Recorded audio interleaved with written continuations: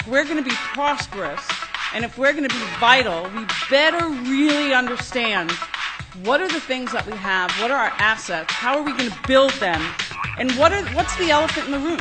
What are the things that we don't have that prohibit us from becoming prosperous?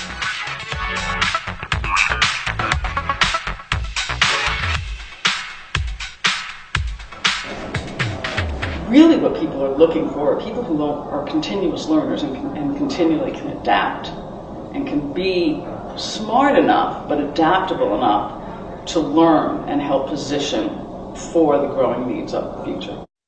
At the core, what people and what in our society creates, what it imagines, what it develops, is the first step in our economy. Well, the creative industries are really an indicator of change and innovation, and it is really an expression of cities that are forward-thinking and leading the way. So if you have a strong creative industry, you have a strong level of innovation, which is really the foundation of economic development and growth. I think this is a very bold step for the Tech Council. Audrey and Kim deserve a ton of credit for stepping out there and defining arts and technology first, and then morphing that into creative technologies as an industry. They were really the first to do that. It's not a traditional occupation or industry you see in economic reports. So I give them tremendous credit for giving it that identity. We've got 22 employees. Many of us would think of ourselves as creatives, probably half of the firm. The other half of the firm would think of themselves as more technology people, engineers, and that's really where the magic is for us, is combining the creative people with the technological people, so we can have brilliant ideas and see them come to fruition. Today, with technology, you can be interacting with people all over the globe. Creative people will empower all industries going into the future. Bringing creative industries to the spotlight is really important because sometimes they get pushed aside as something that is maybe not as important or was historically something that was more frivolous.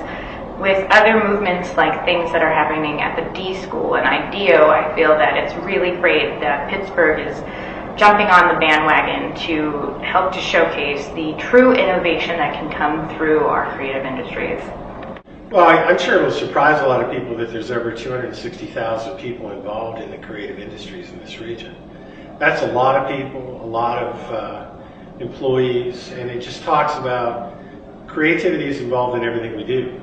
So to have creative resources in a major city like Pittsburgh really helps the economy, it helps the educational environment, it really helps to have the emotion, the pace, the spirit of the city captured in many different ways. Considering the complexity of the landscape of the 21st century and the connectivity of that landscape, one individual cannot now produce that really diverse innovation you need to address complex problems. So what you're going to need is well-prepared, smart individuals that have collective intelligence, that can generate collective intelligence. So our model of education has very much focused on creating smart, able individuals. We now have to focus on a two-dimensional approach that of course continues to prepare well-prepared individual experts, but then those experts need to actually be able to have collective intelligence, generate collective intelligence. That is where a lot of the major innovations are going to come from. That is something we're very much working on at Carnegie Mellon, the idea of combining individual solid preparation with preparation to be a team member. And you're also seeing cities, you're also seeing formally and informally cities beginning to facilitate, as I said, those loose networks among smart individuals that can generate innovation, that can generate quality of life. One of the things about being the official statistician of the creative class, which, yes, is a real challenge because, as I told Lou, after Richard's first book event, which was on the south side here, for Rise of the Creative Class, we left the Cafe Allegro, which is where it had been held, and we were out on the south side crossing the street, and I turned to Louie and I said, "You're never going to be able to organize the creative class." the best you can do is try to connect them. And I think that that has held true in the intervening 12 years since, and everything that's been happening. But part of it is about actually being able to define and understand and explain kind of what's going on. So I think that's a key part of really what I want to do in the next few minutes to help you understand. There's a lovely 200-page report that is full of so many numbers, even people at Carnegie Mellon will be upset with it. But it's really important because all those numbers come from a very solid base, a very careful definition, and it's very clear about exactly what we've done and how we've done it. Having a location that is open and accepting and welcomes all kinds of people becomes really important if you want to attract the kinds of people that you need to do this stuff. Pittsburgh has been improving in this area since I lived here 7 years ago. You can see some of the changes since the last time we've done stuff here. Some of the research here, you can see how it's changed, but it's still a long way to go. This is saying, you know what? Here are industries, here are things that we are doing that we're doing really well, that we should be very proud of. And you should be, because this is really amazing that it kind of across all of these different sectors, all of these different parts, what you see is that the Pittsburgh region has been growing stronger and faster over the past several years than the country as a whole. Now, are there places that have done better on individual ones? Absolutely, right? But relative to just the rest of the country, it's really good, strong performance. In Pittsburgh, we're very lucky because the 7 creative industries we studied, defined very broadly, all have grown over the past 5 years.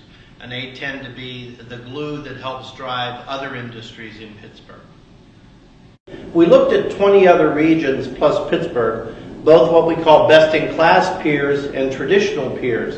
And the big discovery coming out of this, and again, it must be one of the top 3 findings in the study, that when we look at Pittsburgh's traditional competitors, Buffalo, Cleveland, Detroit, we see we do quite well. But what we really have found out is that we are now in a different league. We have a new set of competitors, Austin, Boston, and San Francisco, and relative to them, we still have a lot of opportunity to improve.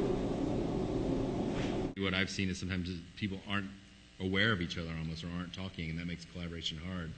But that's the challenge of tolerance and diversity, because you pull those teams together and then new things happen. Everyone wants to do better. And I think that we too quickly discard the kids who aren't achieving, and incidentally their parents, since we know that the 3-part stool of achievement is student aspiration, teacher quality, that we're spending a lot of time on in Pittsburgh right now, and parent involvement. You know, some of the things that we're trying to do in the arts are to develop a core value within my organization, the Greater Pittsburgh Arts Council, and hopefully to get it to extend to the rest of the arts community, where we're focusing on big issues and values having to do with diversity, equity, inclusion, that right now are about racial equity. We're really focused on that. How can we help black arts organizations to succeed? It's really all about the culture you create as a company. So we've made some very broad comments about diversity and about mindset and being welcoming and inclusive. I feel, and Lou, maybe you could attest to this, we've always had a pretty open-minded culture. Part of it is just being an ad agency at our core. But, you know, we did buy Lou's company, which was a database marketing firm. And, you know, that was very left side of the brain orientation to bring it into a right side of the brain culture, really. And so we made that work. And you know, we have to think about how we can creatively engage and connect people, knock down the bridges and the tunnels, because if we can't do that with Pittsburghers, then we can't do it with the people that come here and integrate them as new Pittsburghers. So we want Pittsburgh to be a city where creative people want to live, work, play, and raise a family. And so when we think about our work at the Sprout Fund to support learning innovation, it's really the designers, the developers, the inventors of new learning experiences and educational technologies that are doing the hard work today to prepare our children tomorrow for a good future. One of the initiatives we have is to get together all the creative community in Pittsburgh and have interaction with the rest of the community around. So that way there's a good exchange of creative ideas thoughts. And I think that's a great way to move forward. Pittsburgh's a town that's long had a blue collar that's transitioned to a white collar, and now it's transitioning once again to a virtual collar. And I'm hoping that we can employ all the creative personalities around here, all the talents here, to support like the future mill, the virtual mill. There are all kinds of practical reasons why the creative industries are important. They're important because they bring commerce and they bring visitors and they bring renown to a particular city or and certainly to Pittsburgh, because Pittsburgh has great creative industries. Pittsburgh is a medium-sized city with the creative institutions of a very large metropolis, and that is one of the reasons why it's always called most livable city. So Pittsburgh's in an interesting place right now because it needs to find its future. It's kind of transitioning from one dream to another. And the way I always look at it is every city is defined by the dreams that it has. And Pittsburgh's trying to find its dream right now, and more we're seeing people in Pittsburgh who, doing things that are truly creative is a big part of their dream. No creative field can you do something on your own. There's collaboration everywhere, no matter if you are making a movie, making a building, making a robot. People aren't very clear about what they want. And we typically get the best response when we show people a variety of great ideas. So where do those ideas come from? We find that we understand, dig in deep and understand how people live. Then we generate concepts and visualize them, build them, and get feedback. So a customer of a service or customer of a product, they're not going to tell you exactly what they want, but they do a pretty good job of showing you their preference among a variety of different solutions. We tend to look at situations and recognize that they could be improved. And it's very easy for us, and it's part of our training and part of our personalities to imagine this better state, this better world. I think if you look at pretty much any significant economic survey from this past year, they will tell you that what we would call the new creative industries are probably one of the fastest growing sectors of the American economy. And the interesting thing that also something we'll be discussing today is what exactly are these creative industries? Are we talking about manufacturing or the steel industry? Actually, it's none of those things. It's a loose network of activity across many diverse areas that is leveraging not only specific deep knowledge in a particular area, but also this loose networking across the different areas.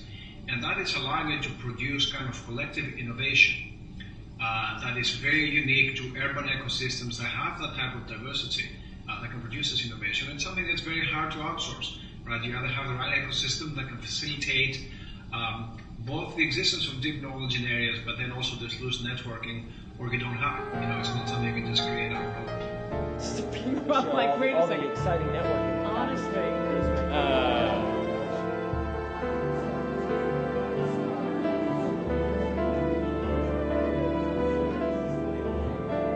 Creativity. Yeah. Pittsburgh is a model for post-industrial America, and it's exciting to be a part of it. It's exciting to see that change.